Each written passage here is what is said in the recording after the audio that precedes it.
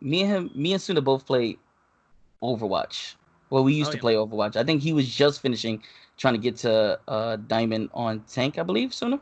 Yeah, Mm. almost. No, I made really good progress considering like they separated all the tiers now, and there's DPS, and then there's tank, and then there's support. Tank was one of my lower ones, and I almost got at the diamond. So yeah, but wow, it's nice to see that people still enjoy Overwatch. I still play it. Deez doesn't play it too much nowadays, but I still play I it pretty often. Summer I games is have some. right now, man.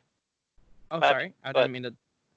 ahead. No, you're good. I was kind of done talking. I was just saying the summer games was going on, so it's like the Overwatch event.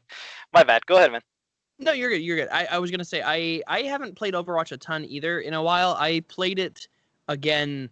I think it was also about like 2 months ago, maybe with a couple friends who still play it relatively regularly. Um, and yeah, it's changed so much since I last like hardcore was playing. I think the last time I was like playing it regularly was maybe 2.5 years ago or so, and then just sort of trickled like maybe a game or two here or there over the past couple years. But yeah, I was surprised whenever I logged into the game and it was like, oh, quick play. Okay, now what do you want to? Do you want to be a tank? Do you want to be a tank? I was like, oh, I didn't realize that they had broken it down that much. But yeah, I remember back in the day, the last time I played it like seriously, it was everything was just a mishmash. You would just pick who you want, and you just gotta rush to the character you want, otherwise you're not gonna get it. Or That the it was so category or whatever. toxic. Yeah.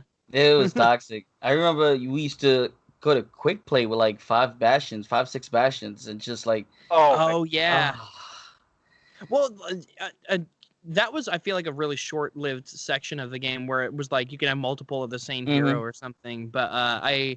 I did play through that, and then I also played through where it did limit people to like only one hero per team of like the same instance of hero or something, and that made its own toxicity where it's like you suck as Genji, give it back to me or something. Like I never really played Genji. I was Junkrat, Orisa, and who else did I play? Pharah. Those were the ones I mostly played back in the day.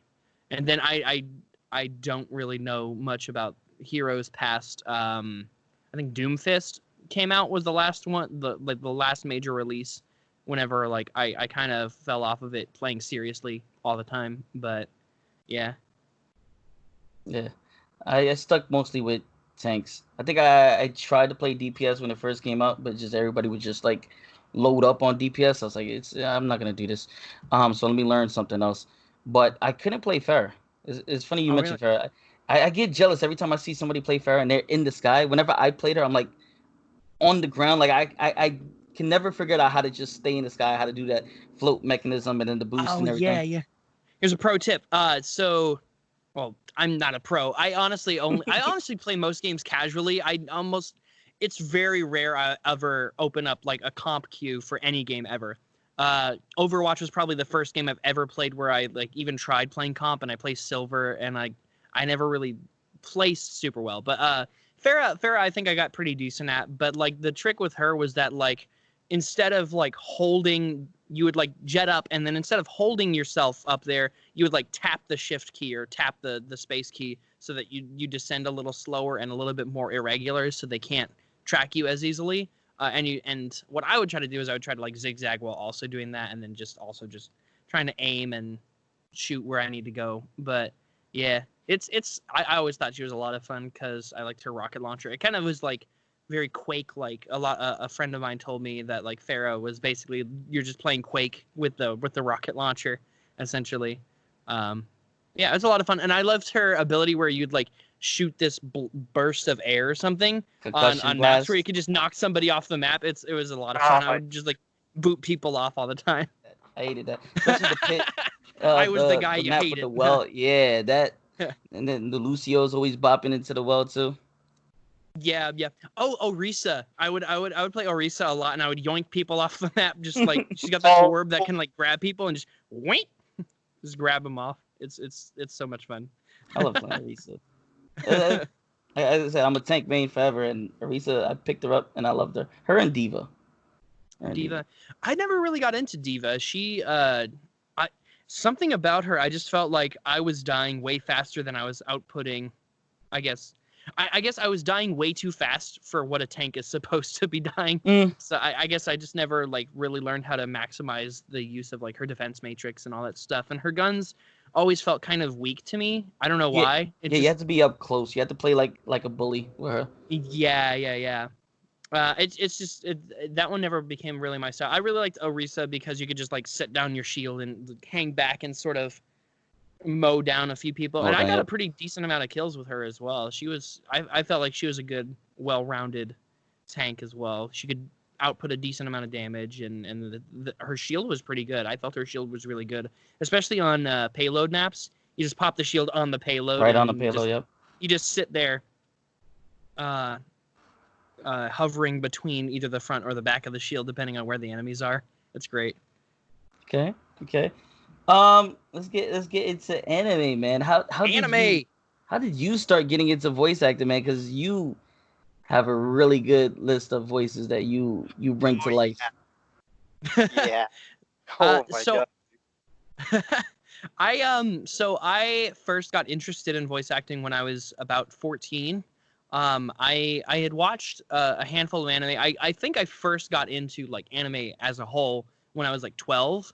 So I'd only been watching anime and reading manga for about 2 years when I realized I was like, oh wait, voice acting is an actual thing.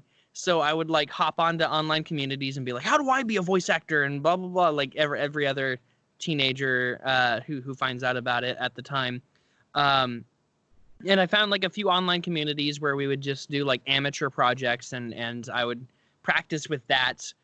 Nothing that I would ever present now. Like a lot of it was terrible and awful, but like I did get some practice and I got a lot of good feedback and met a lot of really cool people that even like are starting to work today. Like that's how I met Matt and Brittany, Matt Shipman, Brittany Latta, who's also some Funimation actors, Clifford Chapin, who you might know as Bakugo from like Funimation. I met them through those like online communities and stuff like that. And eventually I got into doing theater and stuff in high school and majoring in college. And from there I just sort of honed the performance aspect of it a little bit got better at characterization and stuff. And then I think doing the voiceover stuff helped me in the theater world in terms of like technical stuff, in terms of like vocal technique and projection and all that stuff. It helped a lot with enunciation and everything. And so getting into anime was sort of a roundabout extension of theater, because my first time being able to like actually go in for an anime session, it was after I had done an audition called the Alliance Auditions in Houston, where basically not every single one, but a majority of like the Houston theaters in the area, they go to like one place and you're one person and auditioning in front of like 40, 50 people that are all representative of different like theaters and stuff like that. And Sentai happened to be there one year. And after that audition, I got the call. They were like, hey, can you come in to do some extra voices? And I was like, yes. So that's sort of how that thing came to be. And then I guess I was good enough, I guess, at the time for them to keep calling me back and eventually giving me my first named role after a couple of months. And then after about a year and a half of doing just like bits and side characters, they gave me the audition for Belle from Danmachi. And that was the first character I had actually like auditioned for them for. Because usually with bits in Walla, they just sort of call you in and they're like, okay, you're this guy, go ahead. But Belle was my first like actual audition with them, and luckily I guess I nailed it, because I did the audition, and then on my drive home, I didn't even get home yet. They were like, hey, are you still driving home? And I was like, yeah, what's up? They go like, okay, don't get in a crash, but you got the guy. And I was like, yes. So I had to like call them back and schedule it whenever I got home and everything. But it was amazing. It was great. And then it just sort of snowballed from there. I guess they liked my work on that, so they were like, oh, he could probably do more leads and stuff. So they had me audition for Monster Musume, Haikyuu soon after that. And then just, yeah, from there, keep going.